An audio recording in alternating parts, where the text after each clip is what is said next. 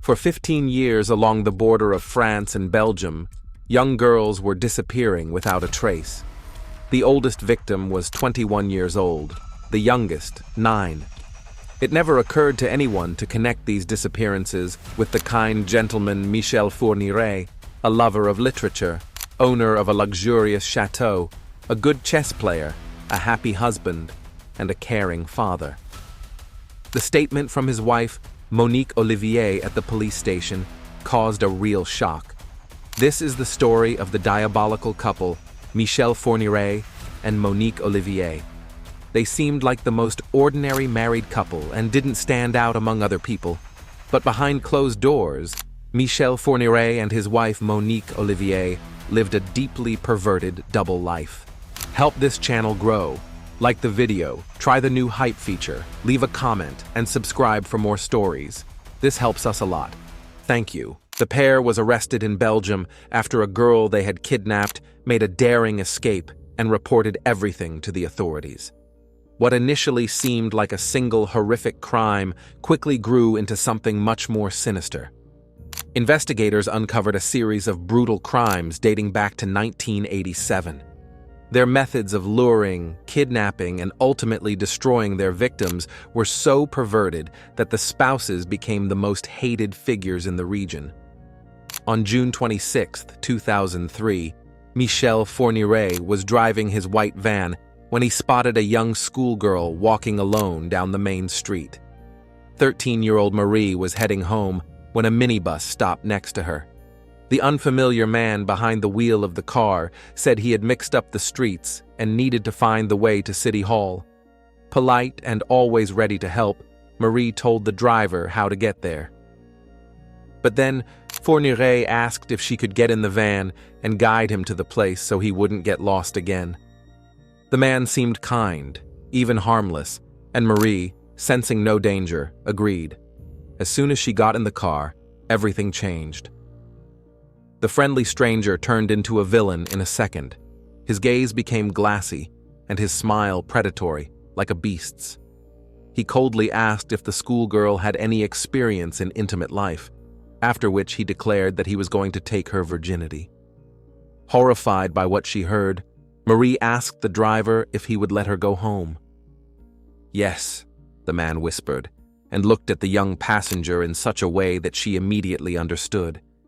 He was lying. The fear was unbearable. Marie managed to say goodbye to life while the driver tied her hands and feet with ropes in the back of the van.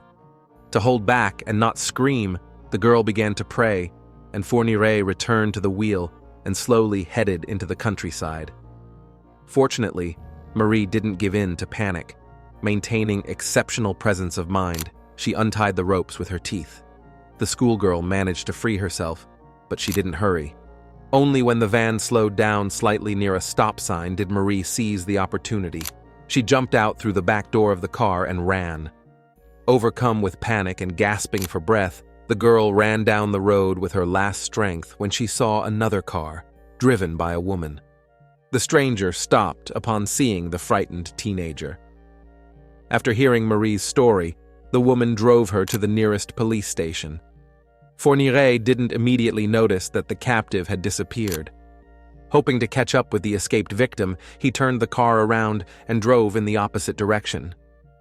When Marie was already in the other car, she noticed the white minibus coming toward them. She screamed and hid. They passed by the van. The woman driver remembered the license plate of the vehicle and later reported it to the police. The van was registered in the name of Monique Olivier, but Marie stated that she had been kidnapped by a man. Therefore, the police checked Monique's husband, 61-year-old Michel Fourniret, and arrested him that same day. The teenage girl immediately identified the criminal. Already in custody, Fourniret confessed to the kidnapping, but denied having any bad intentions toward the schoolgirl. He had no intention of harming her at all.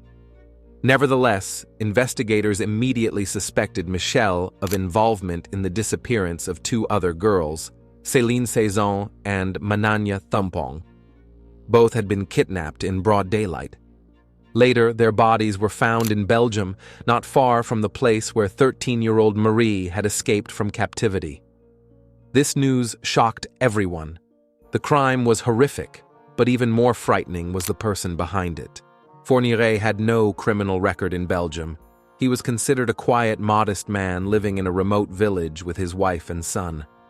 How could someone like him remain unnoticed for so long? However, in reality, things were not so simple. In France, Michel had far from an impeccable reputation. Soon, the Belgian police managed to uncover an extremely disturbing story of the life of the young man they had caught, red-handed. The next day, on June 27, 2003, the police searched the home of Michel Fourniret and his wife Monique Olivier. In the basement, the following evidence was found: handcuffs, youth clothing, knives, pistols, sedative inhaler masks, contraceptives, ropes, duct tape, and ski masks. This set of items pointed to the sinister activities of the homeowners. The white van used to kidnap Marie was also searched, and in it, even more shocking evidence was found. Among them was a hair without a root, which, although it did not confirm a DNA match, clearly belonged to the same hair type as that of the previously missing girl, Manana Thumpong. Although the officers could not prove this in court, they were sure they had caught the right person. However, they did not yet know that soon something would be revealed that would forever change their perception of this man. Michel Fourniret, a cold-blooded and calculating kidnapper, refused to speak during interrogation. He barely opened his mouth, preferring to remain silent for several minutes before uttering a couple of enigmatic phrases. Investigators quickly realized they were dealing with an extremely dangerous person capable of hiding his true intentions. After several interrogations, the authorities realized they needed to change their approach. Since Fourniret was not going to confess voluntarily, they needed to gather more evidence against him. Then the police turned their attention to his wife, Monique Olivier. She had no prior criminal record. She turned out to be timid and modest, often just nodding instead of speaking. Monique gave the impression of a submissive woman, broken by years of being under her husband's control. Investigators noticed that Olivier defended her husband, possibly out of fear. They believed she knew much more than she was saying. The police continued the interrogations, trying to find any leads that could connect Fourniret to the disappearance of several girls. They carefully studied the spouse's behavior and looked for contradictions in their words. In the end, the detectives concluded that Olivier really knew nothing about her husband's crimes. For a year, the interrogations continued without results. The authorities still could not obtain a confession of guilt. Time was running out. If charges were not brought against Fourniret now, he could soon be free. Investigators managed to establish the suspect's location near the sites of numerous kidnappings using only circumstantial evidence, but this was still not enough. Fourniret continued to remain silent, but his wife, who was under constant pressure, was at her limit. And finally, on June 22, 2004, Monique Olivier requested a meeting with the investigator and made a sensational statement. Visibly trembling, the woman reported that her husband did indeed often go out in his van and said he was hunting for victims. She herself was unable to stop it, and then came the confession. From the beginning of their life together with Michel, Monique knew about 6 horrific cases. She named Isabelle Laville, Joanna Parrish, Jean-Marie Desrameaux, Elizabeth Brichet, Natasha Danay, Seline Seaison, and Manana Thumpong, and said that her husband's actions also led to the deaths of 2 other young women, Fabienne Leroy and Farida Hamish. The police were stunned. Could one person really be behind so many deaths while remaining unnoticed? The next morning, Fourniret was brought to court. He calmly told the judge that his wife was not in the habit of lying and endured his actions only out of fear for her own life. To clear his wife's name, Michel decided to confess to his crimes. However, the investigators did not believe him. They believed that Monique Olivier was much more cunning than she seemed at first glance. The detectives saw her as a manipulator and an accomplice, and they were right. Olivier came with a confession not out of remorse of conscience at all. She was driven by cold calculation. The last hunt ended in absolute failure. 13-year-old Marie, chosen for the role of the next victim, managed to escape. Monique decided that her fate would be less severe if she went to the investigator and told everything. Later that same day, closer to midnight, Monique delivered a second sensational piece of news. She confessed that she not only knew about the crimes, but also participated in them. She helped track and kidnap the victims. Olivier was part of all this. That's when the horror began to take shape. Michel Fourniret was not just a predator acting alone. This was a pair of serial killers. But even at that moment, the depth of their depravity was still not revealed. Michel Fourniret was obsessed with virginity. It was this obsession that fueled his perverted desires and prompted him to deprive young individuals of their innocence in ways that were not only brutal, but ultimately fatal. But where did these perverted desires come from? Michel confessed that from childhood, he felt a strong attraction to innocence and purity, which distorted his perception and prompted him to monstrous actions. His inner world was so destroyed that he simply could not stop and believed it was his destiny. The killer's frankness shocked everyone present and became the key to unraveling the series of crimes that shook the country. Michel Fourniret was born in 1942 in France in the quiet town of Sedan, located near the border with Belgium. His father worked as a locksmith and his mother managed the household. At first glance, their family life seemed completely normal. Michael's youth was described as that of a quiet and withdrawn teenager who preferred solitude, classical music, and loved playing chess, activities that demonstrated his intelligence and discipline. Outwardly, he seemed harmless, but with age, everything changed. Fourniret claimed that in childhood, his mother repeatedly subjected him to intimate abuse. This left deep scars on his soul. As a teenager, he repeatedly heard his sister using a bucket as a toilet at night and believed it was unworthy of a woman. It was humiliating. It did not match his ideal notion of female purity. When Michel was 12 years old, he was riding his bicycle and suddenly saw the Virgin Mary. At least, that's what he claimed. The boy got off the bicycle and immediately fainted. Whether this actually happened or it was his own delusions is unknown. In any case, the Virgin Mary became a symbol of purity and innocence for Fourniret, and subsequently, he began to compare all women to her.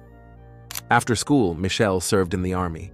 Returning home, the young man changed several low-paying jobs. He worked as a carpenter, electrician, and even managed to work in a school for some time. And despite the low earnings, he always enjoyed success with women. However, his true passion was virgins. The younger, the better. By age 24, Fourniret was already married and had a son. In 1967, he was detained for the first time for molesting a minor. Since Michel had no prior run-ins with the law, the sentence was as lenient as possible, 8 months probation. After that, his first wife took their son and left Michel. Fourniret moved to Paris, trying to escape his past. In 1969, he married again, and he had 3 more children, 2 daughters and a son. Although his external life seemed to stabilize, the darkness inside him grew. For many years, Michel's crimes went unpunished until justice finally caught up with him. At age 42, Fourniret was again accused of assaulting a girl and attempting to kidnap her. During police interrogation, he revealed a shocking truth. He confessed to committing 15 crimes against minors between 1977 and 1984. All his victims were young girls. To intimidate and control schoolgirls and students, Michel carried a syringe supposedly filled with deadly poison, though in reality it was ordinary water, or he waved an unloaded pistol. He shoved his victims into the car, drove them to a remote rural area, and subjected them to horrific abuse.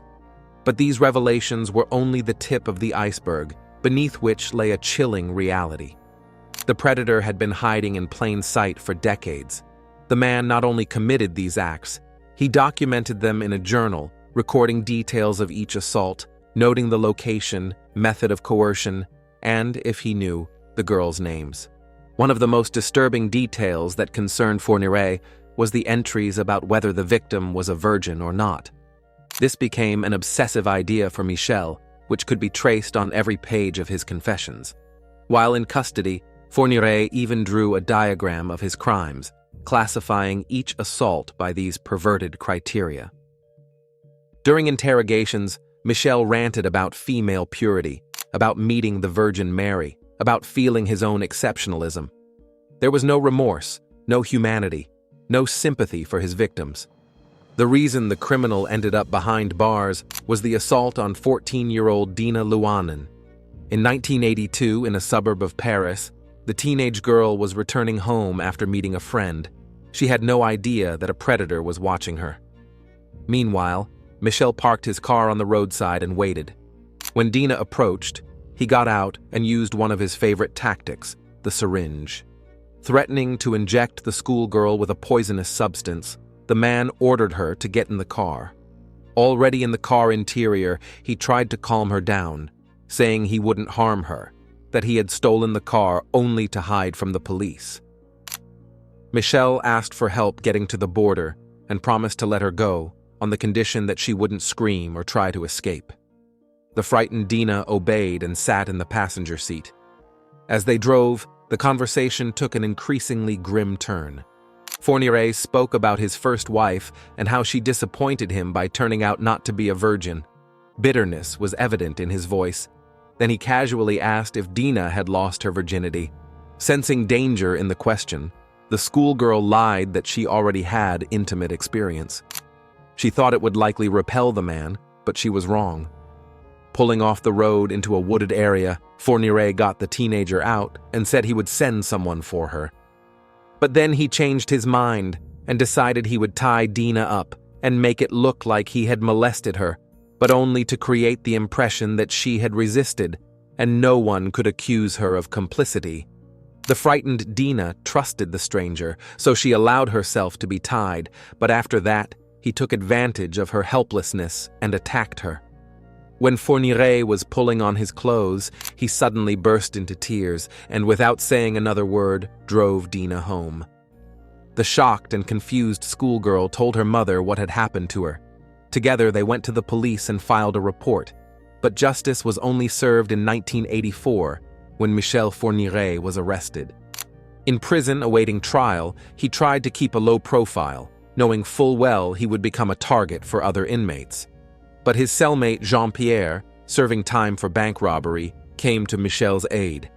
The gangster's protection shielded Fourniret from attacks by other criminals. In the end, justice did not prevail as it should have.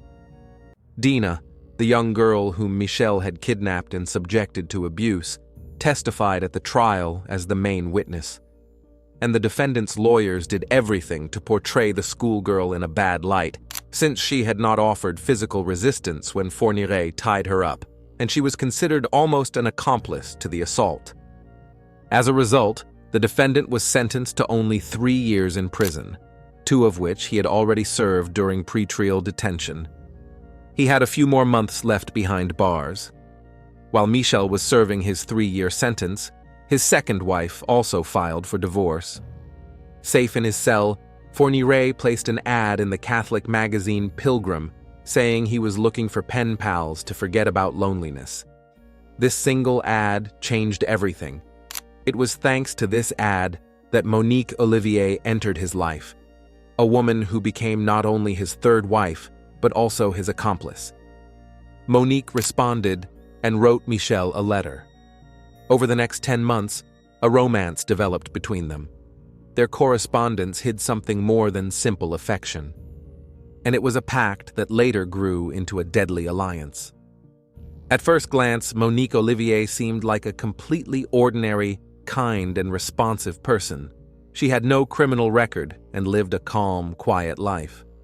But behind her pleasant, sweet appearance hid a woman whose soul was disfigured by childhood traumas and deeply rooted loneliness. Monique was born in Tours and moved to Nancy when she was 4 years old. She grew up in a dysfunctional family. Her mother suffered from alcoholism caused by shame due to her husband's constant infidelities. This shame and public humiliation left deep scars on Monique's soul. The girl was already shy and reserved, and her stuttering intensified the feeling that she was different, invisible, and unheard. By 1972, Monique married a man named André. However, her marriage soon turned into a nightmare. According to Olivier, André was prone to manipulation and control.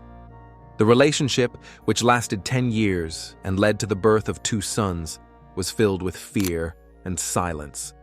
She was forbidden to talk to other people. Her husband believed she was cheating on him and punished his wife in every way for it. Monique described her years of marriage as a time of cruel physical violence. She was kicked and beaten with belts and held underwater in attempts to drown her. But the most shocking accusation was that André took her to public parks and sold her for money to other men. In this way, he solved the family's financial problems. In the end, the woman broke down. She left her husband and 2 sons and walked away. It should be noted that all this became known only from Monique's words. André himself denied all accusations and insisted that he had never done anything wrong to his former wife. So, depressed and unable to cope with the situation, Monique gave up custody of the children. And this decision, as she later admitted, filled her heart with guilt. Left alone without family or friends, Olivier plunged into depression. And it was at that moment that she saw the ad placed in the magazine by the imprisoned Michel Fourniret. In fact, Monique was not looking for a criminal. She needed a strong man who could control everything. It was this quality that she found in Michel. And he, in turn, found in her the ideal accomplice who gave him strength. When Olivier responded to the ad, she was 38 years old.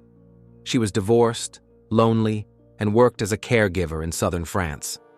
A correspondence began between the man and woman who had never seen each other in person. It quickly grew into something more. For Monique, who had lived in isolation for years, this was love, or something close to it. Letters from Michel became her salvation, and Fourniret knew exactly how to exploit a woman's vulnerability. They listened to the same radio broadcasts and imagined sitting next to each other. This became their shared ritual, a way to shorten the distance without even meeting in person. Then Michel proposed, and Monique agreed. She felt needed for the first time. She was not bothered by the fact that he was in prison, nor by the crimes that had put him behind bars. Their letters were long and written in small, hard-to-read handwriting. Prison staff rarely had the time and patience to read every word. This gave the 2 lovers freedom and the opportunity to speak more openly about certain things. Fourniret did not hide his past. He told about the abuses to which, according to him, he was subjected in childhood, and he described the crimes he had committed himself. Michel told Monique about his obsession with virgins. He described his past victims in grotesque detail with the same perverted pride that he displayed during police interrogations. Most people would be horrified, but Monique Olivier was different from most. Fourniret wanted her to help him hunt for virgins after his release from prison, and Monique, in return, asked him to kill her ex-husband André. They made a pact that bound them in blood. On October 27, 1987, at the age of 45, Fourniret was released. At the gates, he was met by Monique, with whom he had entered into a contractual marriage while still in prison. This time, he was not just a lone predator, for outside waited a wife ready to help him in the horrific hunt for virgins. And although they never took the life of Olivier's ex-husband, Monique fulfilled her promise, becoming excellent bait that gained the trust of young girls and sent them to certain death. After his release from prison, Michel and Monique moved to a small remote town in northeastern France. It was a secluded, quiet place, perfectly suited for their dark plans. No one in the town knew about Fourniret's past. The pair easily blended into the local community, gaining the status of recluses. In fact, the spouses were simply preparing for an attack, and only 6 weeks passed before they struck together. In December 1987, Fourniret noticed 17-year-old Isabelle Laville walking home from school. She was young, innocent, and in Michel's opinion, the ideal target. Over the next few days, he watched the girl from afar, memorizing her habits. Then, together with Monique, they devised a plan for their first attack. On December 11th, Isabelle left school as usual, but no one saw her again. That day, Monique was behind the wheel of the van. Michel waited for them a little further on the roadside, with a canister in his hands. The woman stopped next to the teenager and asked for directions. Suspecting nothing, Isabelle offered her help and calmly got into the car to show the right turn. Meanwhile, Michel pretended to be a driver whose car had run out of gas. Isabelle and Monique stopped. The spouses pretended not to know each other. Settling in the back seat, Fourniret asked to be driven to the nearest gas station, and that's when the trap snapped shut. Monique took a small packet of medicine from the glove compartment and ordered the schoolgirl to take the pills. When Isabelle hesitated in confusion, Michel, sitting behind, pulled out a rope, threw it around the girl's neck, and under threat of strangulation, forced her to swallow several tablets of a strong sedative. The substances acted quickly, and the girl began to lose consciousness. Upon arriving home, the spouses, supporting Isabelle under her arms, helped her get to bed, laid her on the bed, and tied her up. She was still unconscious when Michel entered the room and tried to take her body by force, but he failed. At that time, Fourniret was already struggling with sexual impotence. Enraged and frustrated, he left the room and found Monique. What happened next made Olivier not only an accomplice in the kidnapping, but also part of the abuse of the high school girl. Monique engaged in oral intimacy with her husband to prepare him for the assault. Now, fully ready, the man returned to the room and abused the captive, after which he cut off Isabelle's hair and hid her body in an abandoned well not far from his home. Monique Olivier, together with her husband, took an active part in planning the deception and the crime itself. Together, they crossed the line separating grim fantasy from horrifying reality. And this was only the beginning. That's how the first victim, 17-year-old Isabelle Laville, disappeared. However, the reaction to her disappearance was surprisingly sluggish. The authorities, despite protests from the family, immediately declared that the schoolgirl had run away from home. The parents, in turn, insisted that Isabelle could not have run away, as she was buying Christmas gifts and eagerly awaiting a meeting with her sister for the holiday. But the police showed no particular persistence. Searches began, but they quickly faded. Just 6 weeks later, Isabelle was declared missing, and Fourniret and Olivier once again had the opportunity to take other people's lives with impunity. The remains of Isabelle Laville were discovered 18 years later, in July 2006. Soon after the first crime, the pair ran out of money. Michel couldn't find stable work, so the spouses decided to move to Fourniret's hometown. 3 months later, in April 1988, Michel's dark past made itself known. His former cellmate Jean-Pierre, who had once protected him in prison, asked Fourniret to escort his wife Farida to a cache hidden in a cemetery. There were stolen bank items stored, gold coins, and bars worth millions of dollars. The robber himself was still in prison, so he trusted Michel, with whom he had become friends in the cell. For the service, Jean-Pierre promised him an amount equivalent to $12,000. Fourniret was in dire straits at the time, so he immediately accepted the lucrative offer. And so, on an April evening, Michel and Monique escorted Farida to the cemetery. The excavations by moonlight went quickly and successfully. The gold coins and bars represented a whole fortune, and that's when greed prevailed over loyalty and friendship. At the sight of such riches, Fourniret's eyes lit up. If all the treasures went to them, he and his wife would be set for life. In a couple of seconds, Michel decided he would take everything. So, the three of them loaded the gold into the car and drove Farida home. But the woman never made it home. She received a knife wound and died from blood loss. Her body was never found. The pair, now immensely wealthy, did not attract special attention to themselves. They waited for the right moment, and meanwhile, the money remained untouched. For some time, the spouses continued to lead a beggarly lifestyle. Monique Olivier visited Jean-Pierre in prison. She burst into tears and told him that Farida had disappeared along with her car and the gold without even paying them for the service. The criminal was so convincing that Jean-Pierre believed her. To provide themselves with an alibi, the pair even planned a prison visit under Farida's name to further divert suspicion from themselves. The spouses knew that Jean-Pierre would soon be released. They needed to maintain control and stick to the legend. Upon release, Jean-Pierre first visited his friend. He still had doubts about Fourniret's honesty.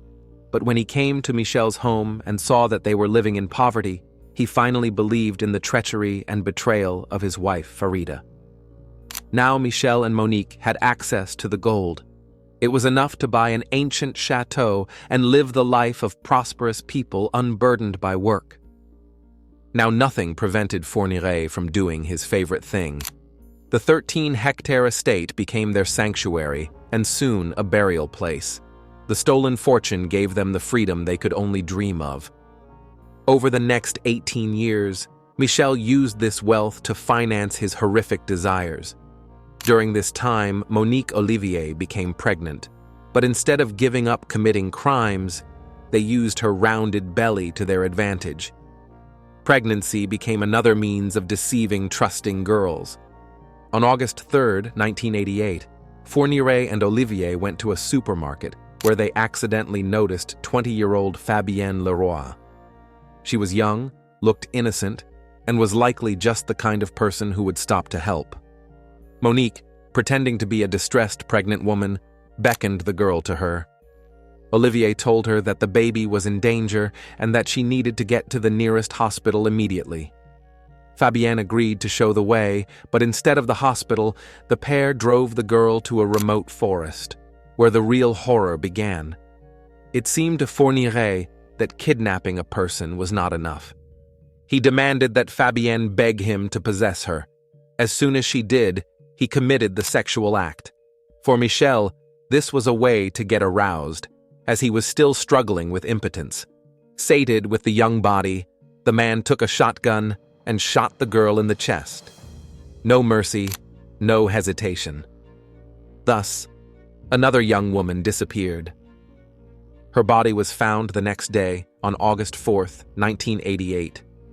After the execution of Fabienne, Fourniret's need for control grew into something even more perverted. From that moment, he forced his victims to beg him to possess them by force, and then made them thank him for the pleasure provided. This was no longer just violence, it was a real ritual of humiliation. At some point, this sickness went beyond the crimes themselves. Monique and Michel began staging assaults in their own bedroom. Scenes of violence became part of their intimacy. Olivier begged her husband to possess her, and they both got off on it. Soon after the kidnapping of Fabienne Leroy, Monique gave birth to a son named Selim. At first, the spouses played the role of caring parents, but it didn't last long. When they resumed hunting for victims, they began treating Selim not as an infant, but rather as a prop. They could leave him for several days with barely known neighbors and not worry at all about his condition. It's unlikely that Monique and Michel truly loved their son. In January 1989, Fourniret spotted his next victim.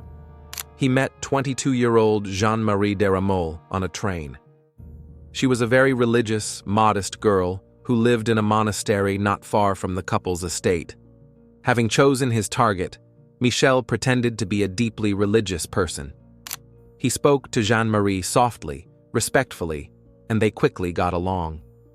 When the trip ended, he invited the girl to his home to meet his wife. Jeanne-Marie agreed. Returning to the monastery, she told her friends about the kind man she had met on the train and mentioned her plans to visit his home. The girl knew almost no one in the area, and spending the evening with a religious couple seemed like a good idea to her. The first visit went well. Fourniret and Olivier played their roles flawlessly. They treated the girl to cake, introduced her to their son, chatted, and had a great time. Nothing sinister happened. In the evening, Michel drove Jean-Marie home. The purpose of the visit was simply to build trust, and it worked. A couple of months later, on March 18, 1989, Jean-Marie paid a second visit to the spouses. Monique prepared coffee, and the three of them sat on the couch and talked. And then Michel suddenly leaned toward the guest and asked if she had been with a man. Clearly disturbed by the strange turn in the conversation, Jean-Marie stood up and headed for the exit, but the owner of the estate hit the girl and ordered her to sit back down. When the guest rushed to the door in panic, Michel knocked her to the floor and began beating her. Jean-Marie screamed, fought. She tried to survive. But then Monique came to her husband's aid. They taped Jean-Marie's mouth shut and beat her, then cut off her air. Jean-Marie's remains were discovered in July 2004, when a garbage bag with a protruding bone was found on another plot owned by the spouses. A few months later, in July 1989, Michel and Monique officially married, although they had previously claimed to be married. But this time, it was legal. After that, a short period of calm ensued, or at least it seemed so. The couple's next victim was 12-year-old Elizabeth Brichet. In December 1989, Michel, Monique, and their son Seline, who was only a few months old at the time, were driving through Namur in Belgium in their white van when they noticed a schoolgirl heading to her friend's house. Fourniret saw the girl go inside, and he wanted her. Like a true predator, he followed her, parked near the house, and waited for 3 whole hours until Elizabeth came out. Despite the cold, despite their little son crying from hunger, despite not having eaten since morning themselves, Michel and Monique stayed in the car. Fourniret believed that the crying of a small child would make them look even more desperate, more believable. When it got dark, Elizabeth headed home and fell into the trap. Michel stopped the van next to the girl, and Monique played the role of a worried mother.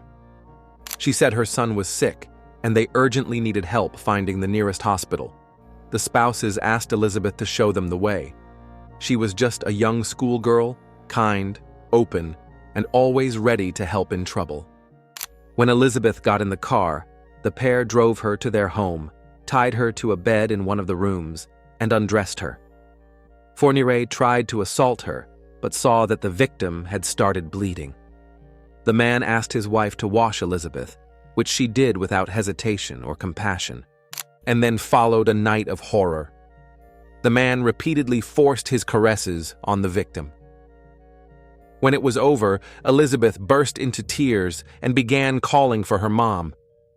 She turned to Monique, begging for help, begging to free her and let her go home. Olivier, who was a mother herself, didn't flinch. She had heard these cries before, but they meant nothing to her. Monique used her motherhood as bait and paid no attention to the suffering in Elizabeth's voice, because the victim's pain was part of the plan for her. And the next morning, when the girl was still lying tied to the bed, Fourniret deprived her of oxygen. There was no mercy, only cold-blooded, calculated execution. Then, Michel buried Elizabeth's body in the garden using an excavator he had recently acquired. This time, the authorities reacted differently. Belgian investigators launched a large-scale search for Elizabeth. Posters, flyers, interviews, the missing girl's face became known throughout the country. And yet, for 15 years, no answers, no remains, no suspects were found. She simply disappeared, dissolved into thin air. Only in 2004 did Monique Olivier finally confess, and the truth about what happened to Elizabeth Brichet came to light. The girl's body was found in a pit 3 meters deep. She was still wearing the purple coat in which she had been kidnapped. Later, the criminal duo developed a new technique, using their son as bait. They placed ads seeking nannies, young, vulnerable, and isolated women, preferably not local, so no one would notice if they suddenly disappeared. Olivier recalled one such victim. but could not name her name or age, mentioning that she was about 15 to 17 years old. Monique helped the authorities create a composite sketch, but it didn't help much. The nanny lived in the estate for only a few days. One night, Olivier heard her husband enter the girl's room. Then cries were heard. A struggle began, after which silence fell. That's all. Monique never saw her again. Whether she was buried somewhere on the vast territory like the others is unknown. However, the fact that the hostess could not remember the name of the person living with them suggested that there could be many more victims. The next girl was caught using a similar tactic. Her name was Joanna Parrish, a British university student who took a year off from studies to teach English in a French city. Young, ambitious, and full of hopes, she placed an ad in the local newspaper for private English lessons. Receiving a response to her ad, Joanna met on one of the famous squares with a man looking for an English tutor for his son. That man was Michel Fourniret, who after the interview offered to drive her home. His wife Monique sat calmly and welcomingly in the front seat. Her presence, as always, created an illusion of safety. Joanna, like the other victims, had no reason to suspect anything. A married couple, a family car. Everything looked harmless, but in reality, it wasn't. At some point, Joanna was forcibly shoved into the back of the van. There, Fourniret beat her, subjected her to abuse, and deprived her of oxygen. All this time, Olivier sat motionless in front. Violence no longer shocked her. It had become routine for her. When Joanna died, the spouses drove to the nearest riverbank and threw the body into the water. The remains were soon discovered. This time, the husband and wife didn't even try to hide them, and this became a disturbing change in Fourniret's behavior. Previously, he buried his victims or hid their bodies. Now he left them in plain sight, as if he wanted to be noticed. Michel seemed to be taunting the authorities because the killer's confidence grew with each new victim. On November 21st, 1990, Fourniret and Olivier committed another crime. The pair stopped in the parking lot of a shopping center in a small town on the west coast of France. That's where they noticed 13-year-old Natasha Denise. The girl was walking to the car to get her mother's purse.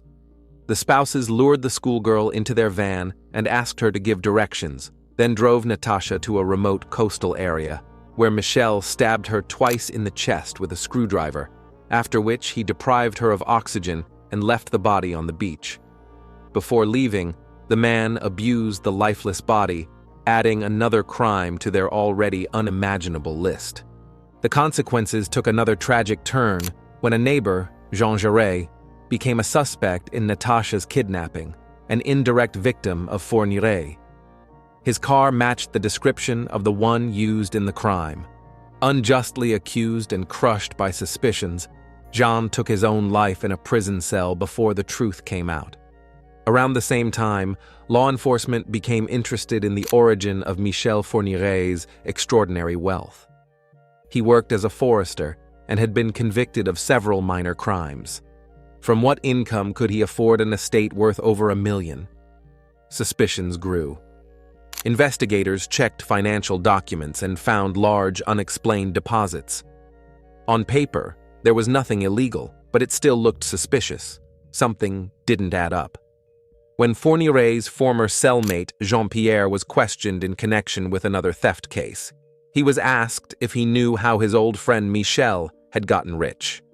Jean-Pierre looked puzzled. He had seen with his own eyes the poverty in which the spouses lived. But when the officers told him about the ancient chateau, the land, and the bank accounts, the puzzle in the gangster's head came together. Jean-Pierre realized he had been tricked. The gold seized during the Paris bank robbery had been taken by Michel and Monique. His wife Farida was most likely no longer alive. And now the man who owed him his life was living like a king. However, Jean-Pierre told the police nothing. He wanted his own justice. Sometime later, the gangster showed up at the estate, intending to settle scores with Fourniret. but only Monique and little Seline were home. Jean-Pierre did not harm them, but the threat was obvious. The estate's security was shattered in an instant.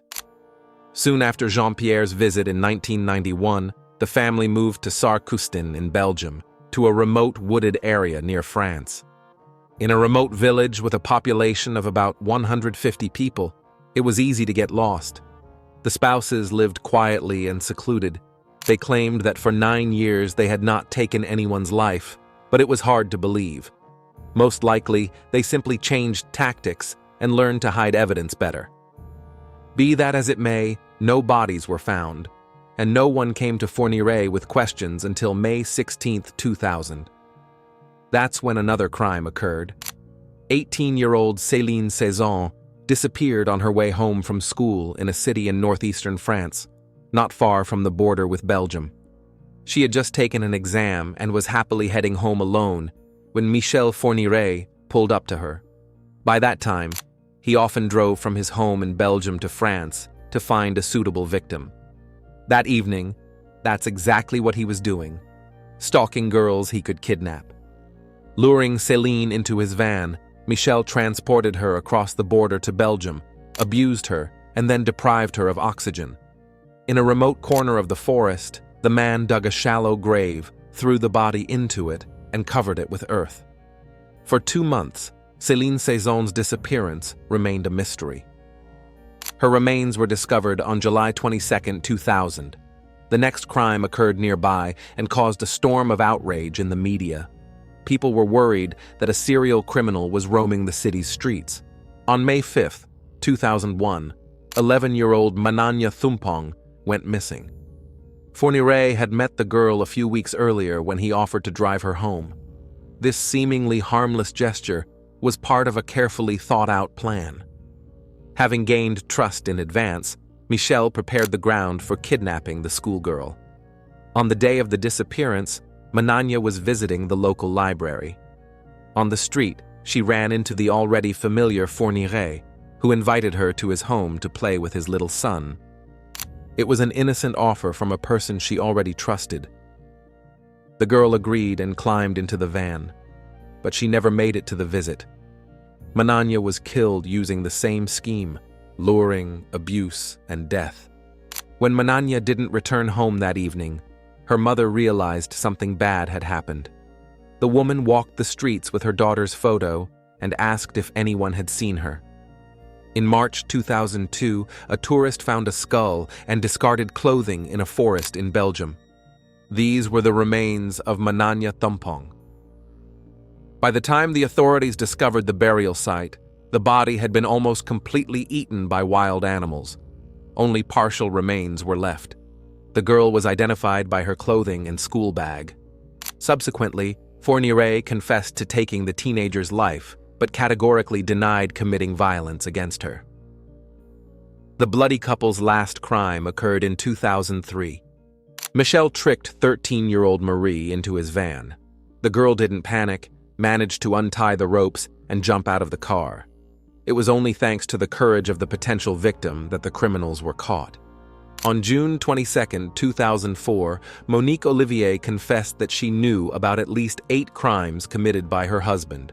The woman claimed that her husband manipulated her, that she feared him and was unable to do anything.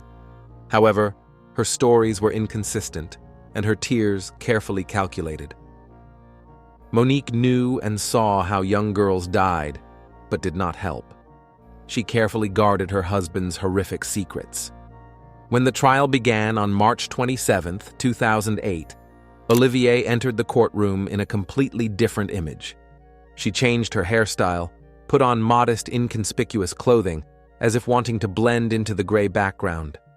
No makeup, no jewelry. Monique wanted to appear as a tormented but unbroken woman. She wanted people to support her, after all. It was she who told the truth about the horrific crimes. Olivier thought they would accept her, understand her, and perhaps even forgive her. But instead, they hated her. For the grief-stricken families sitting in the courtroom, for the mothers who had buried their daughters and fathers who had waited for answers for decades, this was not enough. For them, She was not a victim. She played a key role in the entire operation. She was the one who opened the van door, who smiled as innocent girls were sent to the afterlife. For them, she was not just an accomplice. She was the inspirer of the horrific crimes. No matter how Monique portrayed herself as a victim, they didn't believe her. When the lawyers took the floor, the victims' families, without conspiring, left the courtroom. They believed the criminals did not deserve defense and clearly expressed their feelings. Public hatred for Monique Olivier was so strong that it almost absolved Michel of guilt. All the rage once directed at the predator now switched to the woman next to him. Michel Fourniret, on the contrary, insisted in every way that the trial be closed.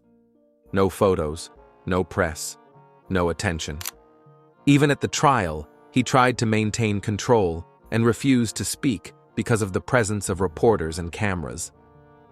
In the end, Michel Fourniret was sentenced to life imprisonment without the possibility of parole, a rare punishment in France, awarded to the worst of the worst. Monique Olivier was also sentenced to life imprisonment with a minimum term behind bars of 28 years.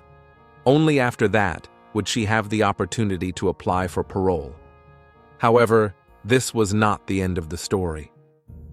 In May 2015, Monique's former cellmate contacted the authorities and reported that Olivier had mentioned something about the Estelle Mouzin case. The inmate saw the girl's father on TV begging for any information about his missing daughter. Out of curiosity, the cellmate asked Monique if she knew anything about Estelle Mouzin's disappearance, and the answer was frightening. Estelle Mouzin was only 9. She was the youngest of all known victims. On January 9, 2003, Estelle left school and disappeared without a trace. Even after intensive searches lasting several weeks, no leads were found. It was believed she had been kidnapped. For many years, Estelle Mouzin's face appeared on missing persons posters, but the girl's family did not let her be forgotten. During interrogation, Michel Fourniret confessed in his usual impassive tone. By that time, he no longer felt the need to hide anything. He was doomed to spend the rest of his life behind bars anyway. Fourniret confessed that he had buried the body in the forest near his estate and gave approximate coordinates. Based on his words, excavations were carried out in the area for a month. Unfortunately, the searches yielded nothing. The criminal himself could not be present at the excavation site due to his health condition. By that time, Michel was quietly dying. He suffered from Alzheimer's disease. His lawyers even tried to secure the Maniac's release on this basis, but unsuccessfully. When the police decided to interrogate Fourniret again about the kidnapping and death of 9-year-old Estelle Mouzin, Michel had a stroke. He never recovered from it.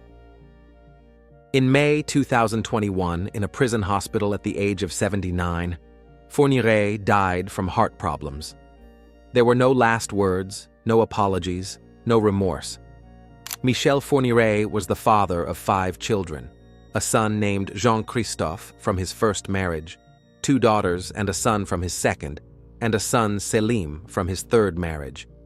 One of his daughters took her own life, unable to bear the same last name as her maniac father. One of his 3 sons died in a terrible accident, but apparently the father was little interested in the fate of his own children. Monique Olivier will be eligible for parole in 2032 when she turns 84. Thus, the story of the criminal married couple remains a mystery to this day.